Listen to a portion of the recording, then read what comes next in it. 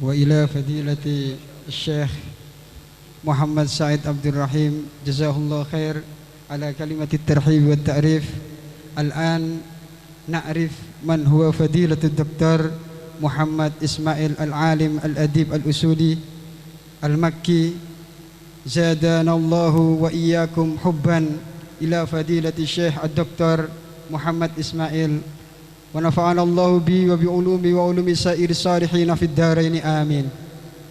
والآن وصلنا إلى البرنامج المحاضرة العلمية مع فضيلة الشيخ الدكتور محمد إسماعيل، فإن شاء الله سيترجمها فضيلة الأستاذ الكياهي عبد الله هاشم الحاج. وأخيرا مني والعفو منكم، والسلام عليكم ورحمة الله وبركاته.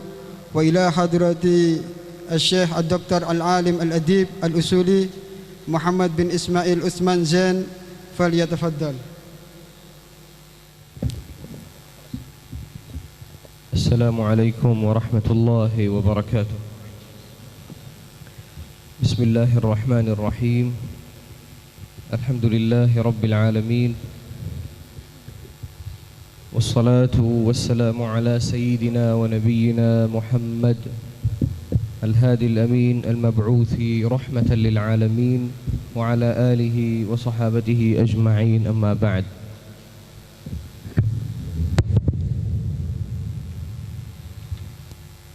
أحمد الله سبحانه وتعالى أولا، فله الحمد كله وله الثناء كله على كل ما يجري علينا من النعم، ظاهرها وباطنها، عاجلها وآجلها. فهو سبحانه وتعالى المنعم حقيقة والمنعم ابتداء، وهو سبحانه وتعالى الذي يعطي من يشاء وكيف يشاء ومتى يشاء. أحمد الله على هذه الزيارة الميمونة المباركة لبلادكم، والتي هي تلبية لدعوة منكم. فالكريم إذا فتح بابه وداره سهل على الناس الدخول إلى منزله بارتياح وانشراح صدر. فأنتم جزاكم الله خيرا فتحتم دياركم وقلوبكم لاستقبال أهل العلم وأهل الحرمين وأهل اليمن وغيرهم من المسلمين، فتوافد الناس إليكم. فهذه نعمة ومنة من الله سبحانه وتعالى جعلها في قلوب من يسكن هذه البلاد.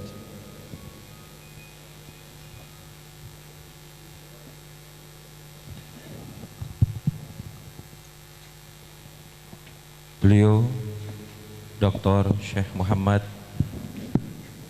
pertama kali memanjatkan puji syukur terhadap Allah Subhanahu wa taala atas beberapa karunia nikmat yang telah diberikan kepada kita umat Muhammad sallallahu alaihi wasallam, baik nikmat zahir ataupun nikmat batin. Kedua kalinya beliau merasa bersyukur dan tersanjung atas kunjungan beliau di daerah kita Sarang Rembang, di mana di lokasi ini banyak ma'ahid untuk mentarbiyah para auladul muslimin. Yang ketiga kalinya beliau mengucapkan jazakumullah khaira ala hudurikum, atas tarhib, atas penghormatan, penerimaan dan respon yang baik terhadap ahlu ilmi dan ahli haramain. وبالخصوص زيارة معاهد العلم وأهل العلم فيها بركة عظيمة تعود على القلوب وتعود على الأرواح وتعود على كل من كان مجاورا لأهل العلم ومحبا لهم ومستمعا إليهم لأن الله سبحانه وتعالى جعل العلماء هم محور الأمة، عليهم يدور الناس، فحيثما كان العلماء كان الناس، وكيفما كان العلماء كان الناس. جعل الله سبحانه وتعالى بيدهم كثيرا من الأمور، وقلدهم كثيرا من التكاليف، وجعل محبتهم في قلوب الناس وهيبتهم في قلوب الناس. فكلما كان أهل العلم متواصلين مع بعضهم، متزاورين متباذلين، كلما عاد ذلك على الأمة الإسلامية بالخير، لأن في اجتماع أهل العلم وفي محبتهم لبعضهم اجتماعا لكلمة الأمة.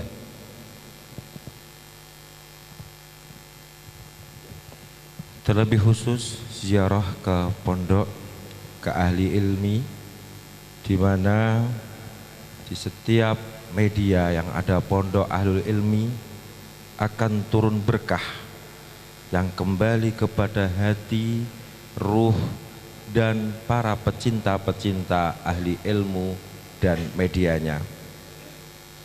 Sebab Allah itu menjadikan ulama sebagai tempat pijakan, tempat mendiskusikan sesuatu problematika umat. Di mana ada ulama, di situ pasti ada umat.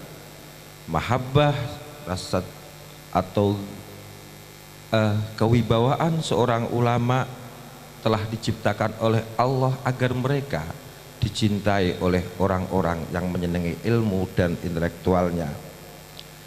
Di sini, di tempat media ilmu, ahli ilmu saling, para tolabah berinteraksi dengan tolabah yang lain, di mana kumpulnya satu ahli ilmu dengan yang lain akan mendatangkan keberkahan yang luar biasa. وثانيا نتقدم بالشكر الجزيل والامتنان لكل هؤلاء المشايخ والعلماء الذين تشرفت بزيارتهم.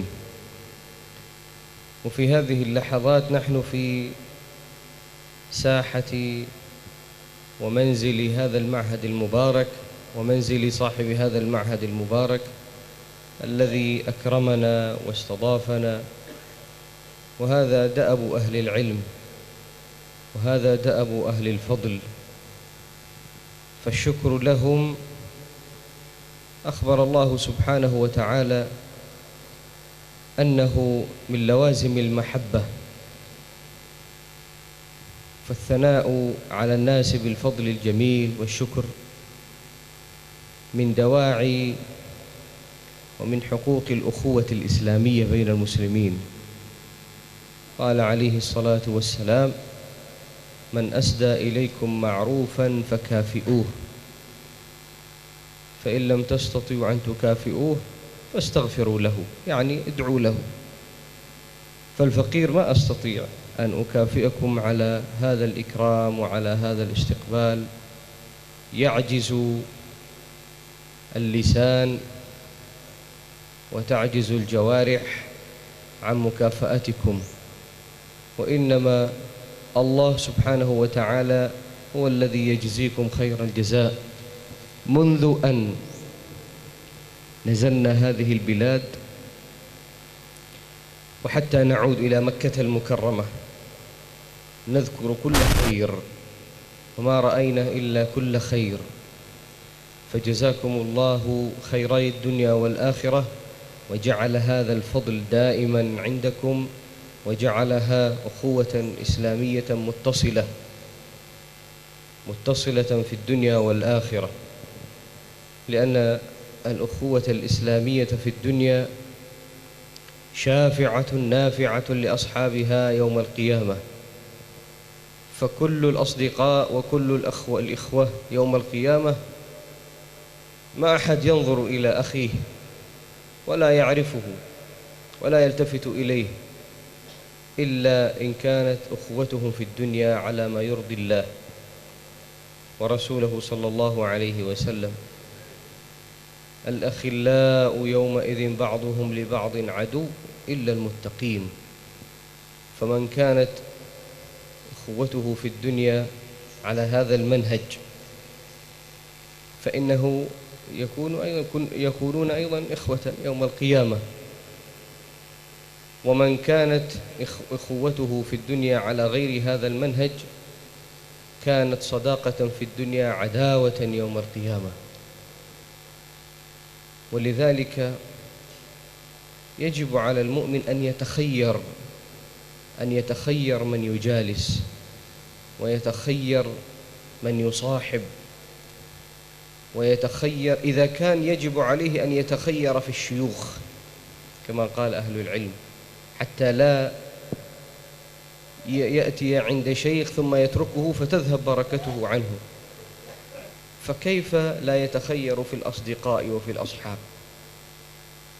يقول أهل العلم: من ثبت نبت، أي من ثبت عند الشيوخ ولم يتحول عنهم نبت في العلم ونمى مثل الشجرة وأثمر. وأما من كان هكذا يأخذ عند الشيخ ثم يتركه ويقلوه ويهجره، ثم عند غيره يتركه ويهجره، ثم عند غيره يتركه ويهجره، ما يحصل بركة أهل العلم، لأن الله عز وجل جعل هذا الهجر أمرا مذموما. وقال الرسول: يا رب إن قوم اتخذوا هذا القرآن مهجورا. فهجر القرآن وأهل القرآن وهجر العلم وهجر أهل العلم أمر مذموم. فلا بد من الوفاء، ولا بد من المواصلة، ولا بد من المحبة.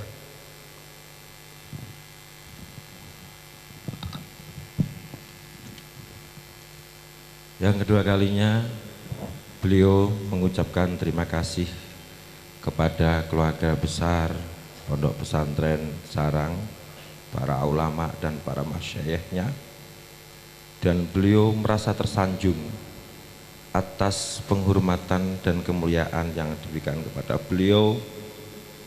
Secara pribadi beliau mengatakan tidak sanggup untuk membalas kebaikan-kebaikan ini baik secara fisik atau apapun. Beliau tadi sempat menyitir dawuhnya Rasulullah Muhammad sallallahu alaihi wasallam, man asda ilaikum ma'rufan fakafi'uh fa illam tastati'u fastaghfirulah. Kalau ada seseorang memberikan kebaikan kepadamu, balaslah minimal setimpal. Jika engkau tidak mampu untuk membalas kebaikan itu, maka mintakan maaf kepada Allah Subhanahu wa ta'ala. Beliau hanya bisa membalas penghormatan ini dengan doa beliau, semoga Allah membalas kebaikan ini di hari kiamat kelak.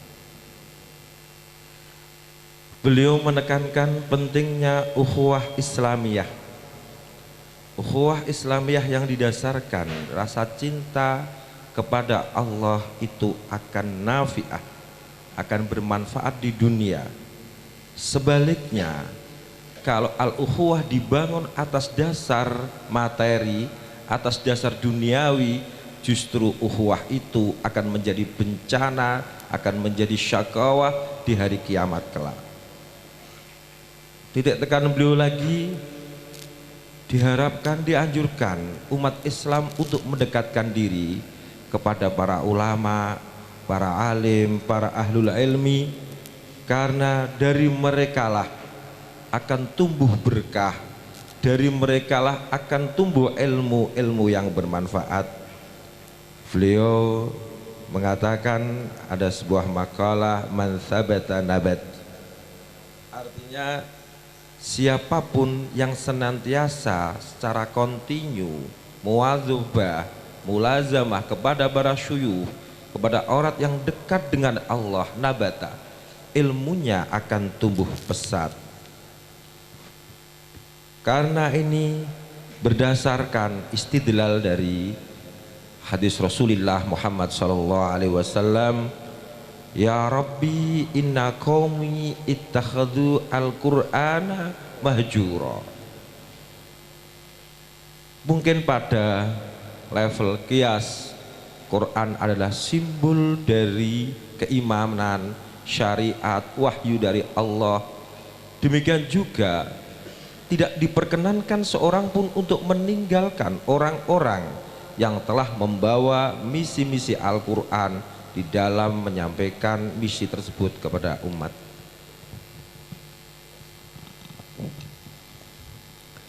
وثالثا نحن نجتمع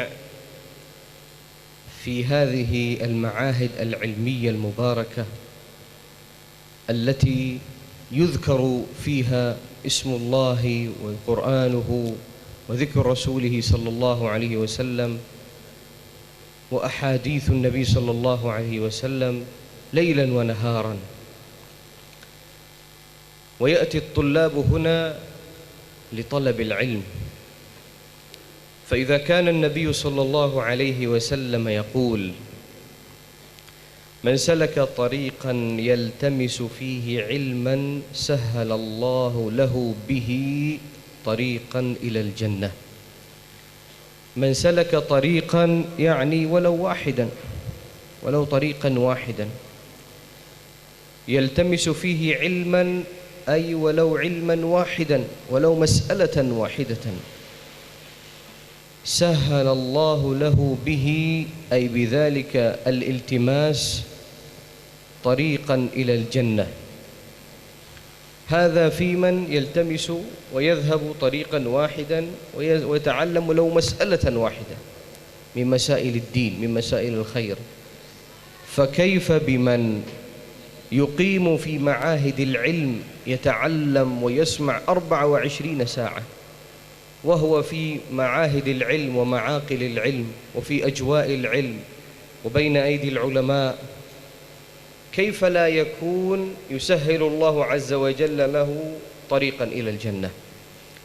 فهذه المعاهد وهذا التدريس وهذا الخير سبب من أسباب دخول الجنة بإذن الله سبحانه وتعالى.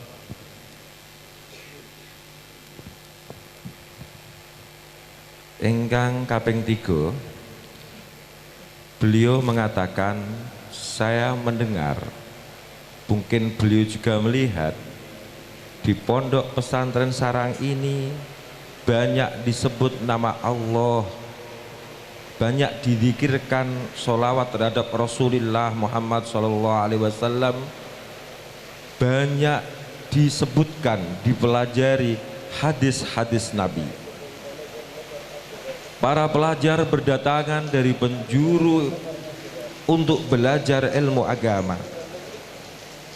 Beliau mengingatkan ada sebuah hadis yang disabdakan oleh Rasulullah Muhammad SAW, man salaka tariqan yaltamisu fihi ilman sahhalallahu lahu bihi tariqan ilal jannah. Lugasnya, terjemahnya adalah siapapun, beliau panjenenganipun Dr. Syekh Dr. Muhammad bin Ismail Usman Zain mengingatkan hadis man salaka tariqan yaltamisu fihi ilman sahhalallahu lahu bihi tariqan ilal jannah. Kalau saya terjemahkan bebasnya kurang lebih demikian: siapapun menempuh jalan untuk mencari ilmu, niscaya dengan mencari ilmu itu Allah akan memudahkan jalan menuju surga.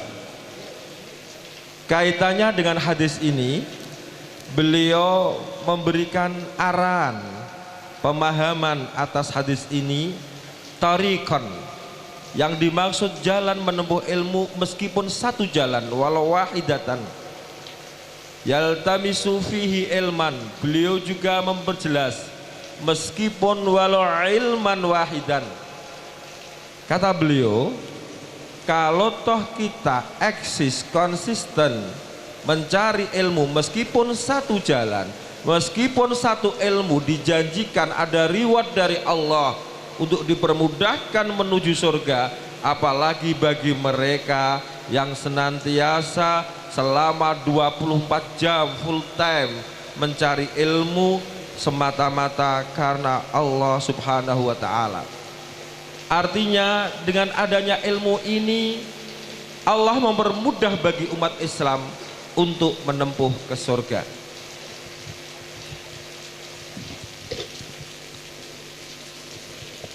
وهذا العلم المبارك العلم الذي أمرنا الله عز وجل بأن نكون في سلك أهله.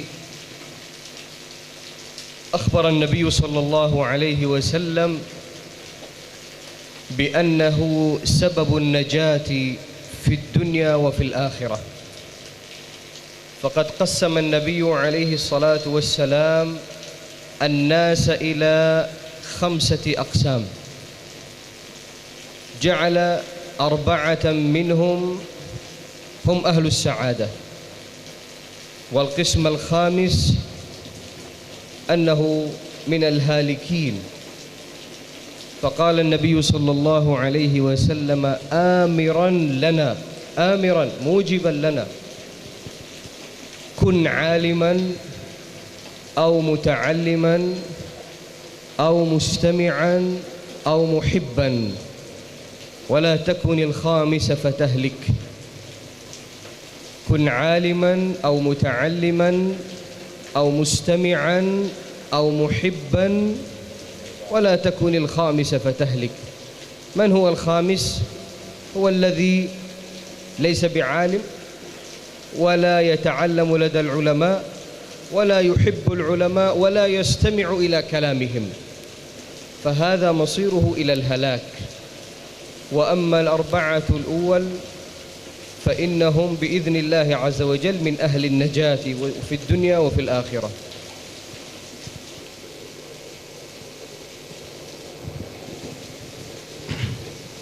Beliau memberikan kriteria ilmu yang mubarak, ilmu yang penuh berkah.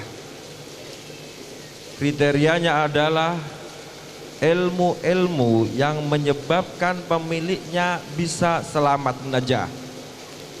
Ini berbijak pada hadis Nabi Muhammad SAW, di mana Nabi amiron, ditekankan, Nabi memerintahkan kepada umatnya untuk menjadi 4 kategori. Idealnya kewajiban umat Islam untuk terklasifikasikan pada 4 kategori ini. Pertama, kun aliman au muta'alliman au sami'an au muhibban wala takun khamisan tahlik. Kurang lebih terjemahan lugasnya begini: wahai umatku, jadilah engkau orang yang alim, menjadilah seorang yang intelektual. Au muta'aliman, kalau tidak pada kualifikasi alim, jadilah pelajar. Kalau tidak pada 2 kategori itu, jadilah sami'an, orang yang senantiasa mendengarkan petuah dan nasihat para ulama. Kalau tidak bisa begitu, karena keterbatasan waktu dan lain sebagainya, au muhibban, minimal pada klasifikasi terakhir, jadilah orang umat Islam yang senantiasa mencintai ulama semata-mata karena Allah Subhanahu wa ta'ala. Wala takun khamisan tahlik, janganlah engkau masuk pada kriteria yang kelima, niscaya akan hancur, tidak akan ada keberkahan dalam hidup jenengan. Siapa orang yang masuk kriteria yang kelima? Orang yang tidak alim, tidak muta'aliman, tidak mendengarkan petuah ulama, dan mereka yang tidak mencintai ulama dan mereka membenci para ulama. ثم إن تعظيم العلم وأهله أول من علمنا ذلك وأول من افترض ذلك هو الله سبحانه وتعالى. وقد سمعنا في الآيات التي قرأها قارئ القرآن في افتتاح هذه الجلسة المباركة سمعنا حكاية سيدنا آدم مع الملائكة، وأن الله سبحانه وتعالى علم آدم الأسماء كلها ثم عرضهم على الملائكة فقال أنبئوني بأسماء هؤلاء.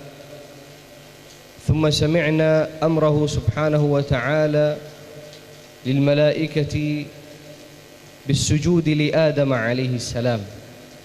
متى أمرهم الله بالسجود؟ لما قال لآدم عليه السلام أنبئهم بأسمائهم، عرض علمه وفضله عليهم، فأمر الملائكة بالسجود له، بالسجود لأبينا آدم عليه الصلاة والسلام. وهذا السجود ليس سجود عبادة، هذا مستحيل عقلا وشرعا، إنما هو سجود تعظيم واحترام. أمر الله عز وجل الملائكة بأن يسجدوا تعظيما واحتراما لعلم ومكانة وفضل هذا المخلوق سيدنا آدم عليه الصلاة والسلام.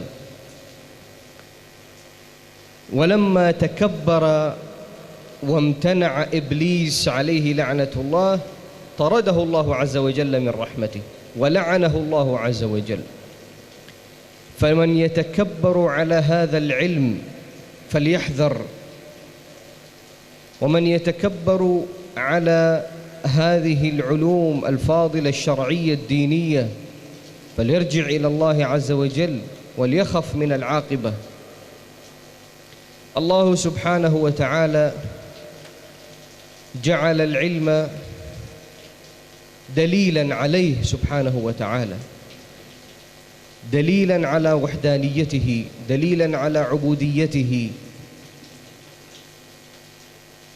قال الله سبحانه وتعالى في القرآن الكريم: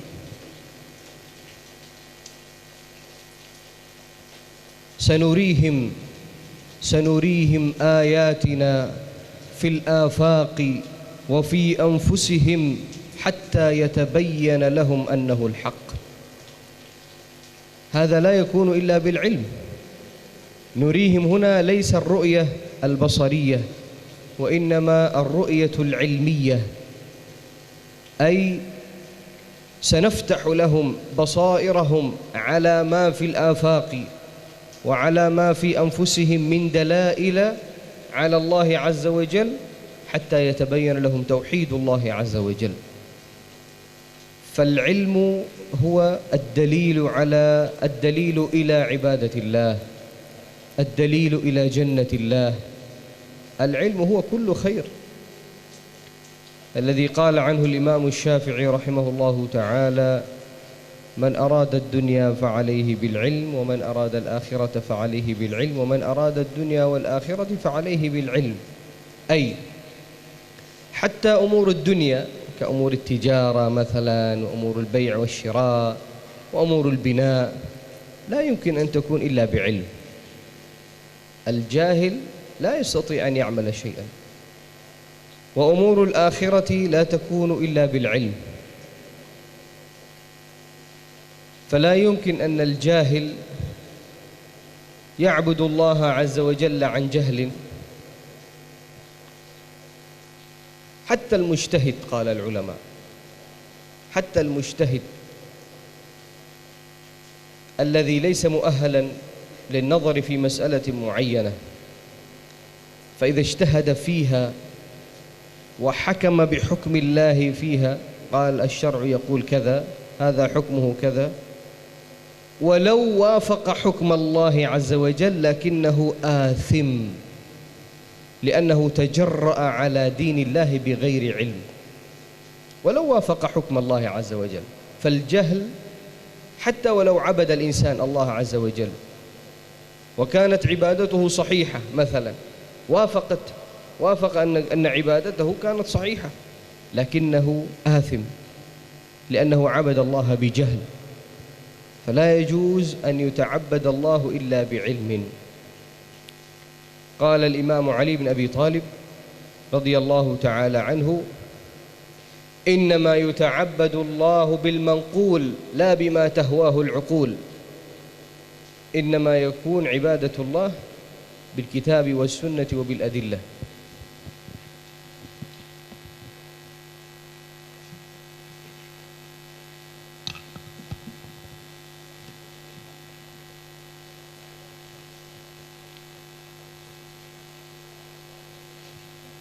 Beliau mengatakan bahwasanya kita wajib mentakzimkan, kita wajib menghormati, mengagumi ahli ilmi dan para pelajarnya. Siapa yang mewajibkan takzimu ahli ilmi? Beliau teringat akan bacaan Al-Qari tadi. Allah berfirman, wa 'allama Adamal asma'a kullaha thumma 'aradahum 'alal malaikah faqala anbi'uni bi asma'i haula'i in kuntum shadiqin. Al-ayah. Di sini Allah memberikan Adam limpahan ilmu. Sampai dengan ilmu itu Allah memerintahkan para malaikat untuk bersujud kepada Adam. Perlu dicatat, sujudnya malaikat kepada Adam itu bukan sujud ibadah, itu sesuatu yang sangat mustahil. Tapi sujud di sini diartikan bentuk ekspresi penghormatan atas orang yang berilmu, yaitu sujud ta'zim. Oleh karenanya, ketika itu sudah diperintahkan, didoktrikan Allah kepada hamba-hambanya untuk menghormati ahli ilmu, ketika ada respon negatif dari iblis, di mana iblis menolak untuk bersujud kepada Adam, Allah melaknat mereka. Dan ini peringatan keras bagi kita semua yang hadir di sini. Jangan pernah meremehkan ulama, jangan pernah menghina, merendahkan martabat para santri. Allah dengan firman-Nya itu, yaitu wa 'allama Adamal asma, dan perintah sujud kepada Adam itu merupakan bukti, merupakan dalil atas ubudiyah hamba terhadap Tuhannya. Allah berfirman dalam Al-Quran, sanurihim ayatina fil afaqi wa fi anfusihim al-ayah. Yang perlu menjadi kajian ar-ru'yah di sini, Allah akan memperlihatkan mereka bukti-bukti kekuasaannya pada seluruh penjuru alam dan pada diri mereka. Itu bukan ar-ru'yah al-basariyah, bukanlah penglihatan secara indrawi, secara fisik, bukan. Tapi Allah telah membuka pintu-pintu hati mereka untuk bisa melihat bukti-bukti kekuasaan Allah subhanahu wa ta'ala. Fal ilmu huwa ad-dalilu alal ibadah fillahi wal jannah. Kata beliau, ilmu merupakan bukti yang akurat untuk kita senantiasa beribadah kepada Allah dan untuk menunjukkan kita ke jalan surga. Imam Syafi'i radhiyallahu ta'ala an dalam makalahnya mengatakan, man arada ad-dunya fa'alaihi bil ilm wa man arada al-akhirata fa'alaihi bil ilm wa man arada ad-dunya wal akhirata fa'alaihi bil ilm. Dari makalah ini bisa disimpulkan bahwa ilmu adalah markas, ilmu substansi apapun untuk apa yang kita cita-citakan. Artinya, kalau Anda ingin mencari, mempelajari, memahami sukses duniawi, Anda harus punya ilmunya. Demikian juga bagi mereka-mereka, Anda semua yang ingin sukses secara ukhrawi, Anda pun juga harus punya ilmunya.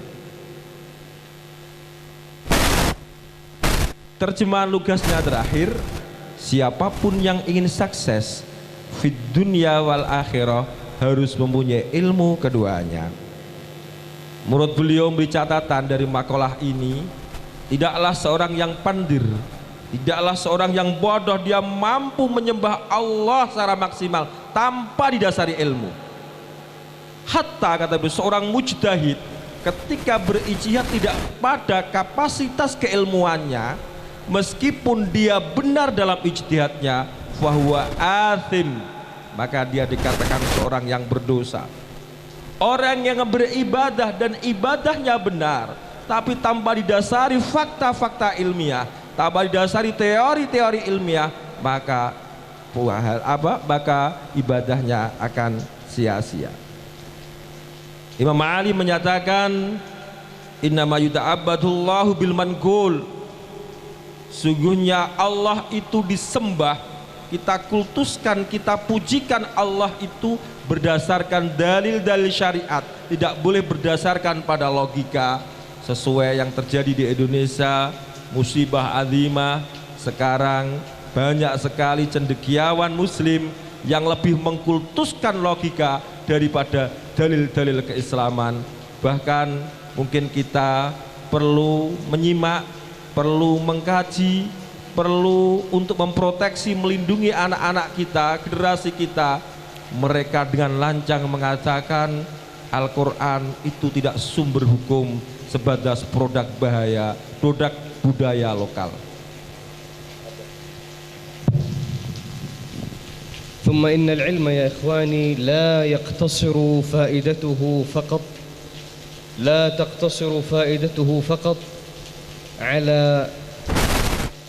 يوم القيامة والسعادة في اليوم الآخر، بل إن العلم يجني فائدته طالبه في الدنيا حتى في الرزق. قال العلماء: رزق الناس عموما واحد، ورزق طالب العلم اثنان، عام وخاص. وهذا مأخوذ من قوله صلى الله عليه وسلم: من طلب العلم لله تكفل الله برزقه وفرج همه. قال العلماء: تكفل الله برزقه غير الرزق العام الموجود في قوله سبحانه وتعالى: وما من دابة في الأرض إلا على الله رزقها. هذا رزق عام لكل المخلوقين، الإنس والجن والحيوانات والوحش والطير، ويرزق الله عز وجل أهل العلم رزقا خاصا غير ذلك الرزق العام، بتسهيل وتيسير أسبابه وبالبركة فيه. فطلب العلم أيضا سبب ومفتاح للبركة في الرزق، وطلب العلم يدل الإنسان على الرزق الحلال المبارك، فيأكل المال الطيب الحلال ويكتسبه من حلال، وهذا ببركة العلم.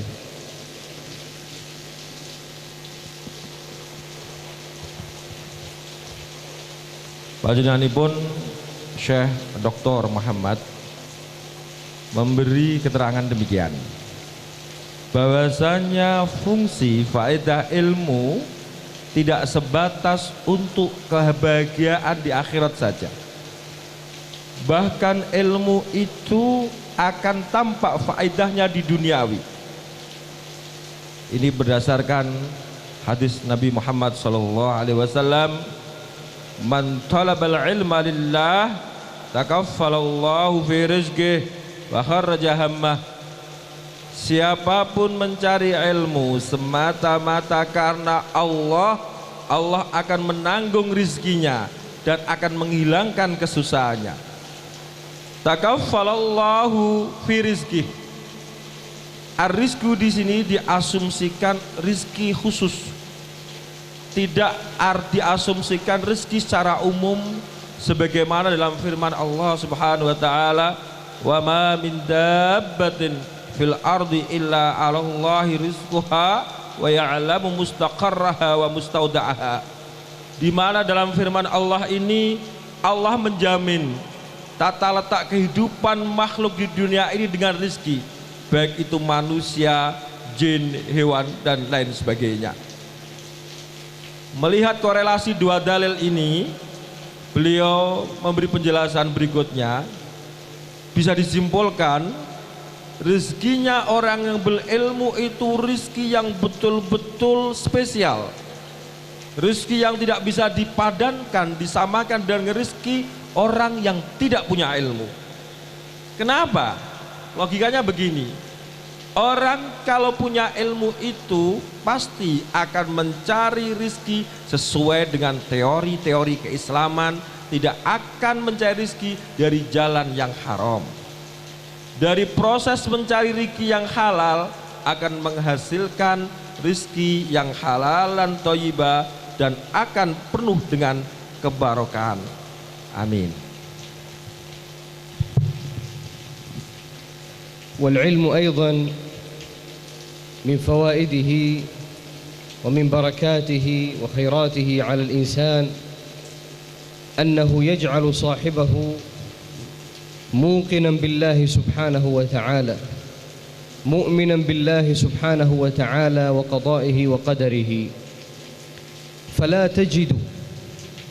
لا تجد عند أهل العلم وطلاب العلم ما تجده عند أهل الدنيا وطلاب الدنيا من القلق والتوتر والضيق والشكاية والتضجر.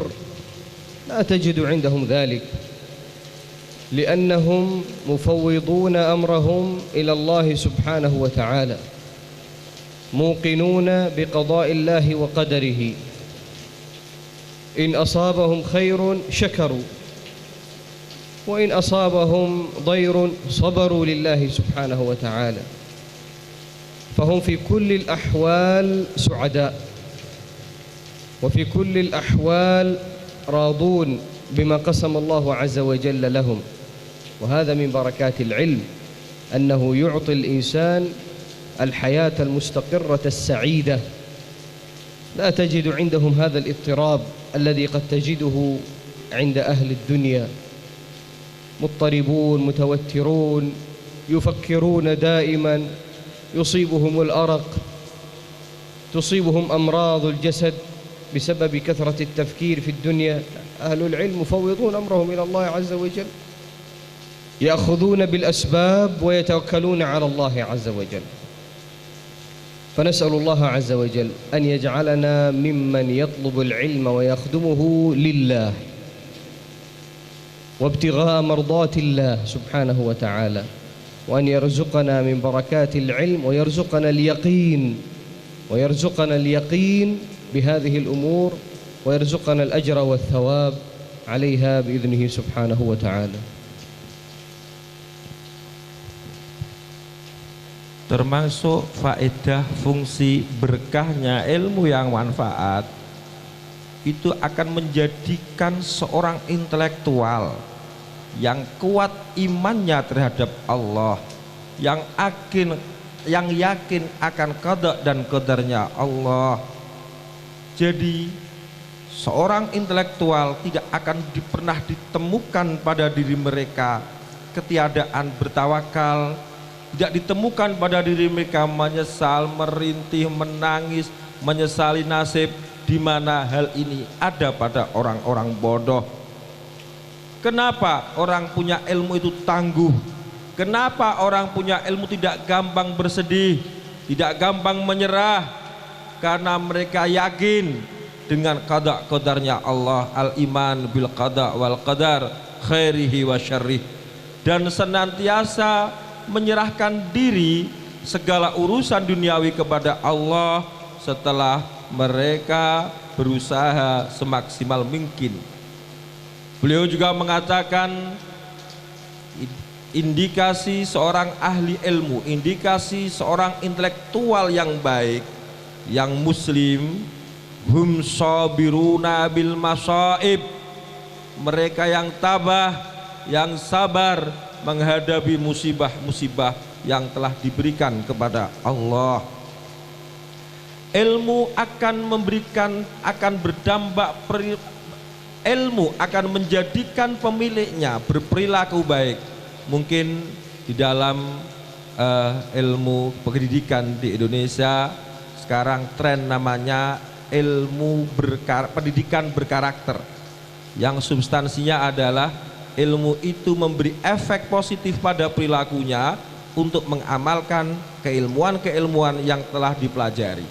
Kalau sudah dalam kondisi begini, insya Allah mereka akan saadah di dunia dan akhirat. Doa beliau, sebelum doa ada satu catatan, bahwasanya orang-orang bodoh itu gampang terkena penyakit. Tapi bukan pada asumsi ketika ada orang sakit dia bodoh. Artinya kenapa begitu? Karena orang bodoh akan mengkonsentrasikan dan mengambisikan dirinya untuk meraih hal-hal keduniawian tanpa melibatkan pengayaan spiritual terhadap diri mereka. Beliau terakhir, saya nggak tahu terakhir atau tidak, dalam komentar terakhir tadi ini mengatakan, semoga Allah menjadikan kita semua orang-orang yang mencari ilmu, orang-orang yang berilmu, yang semata-mata mencari ridha Allah subhanahu wa ta'ala. Amin, Allahumma amin.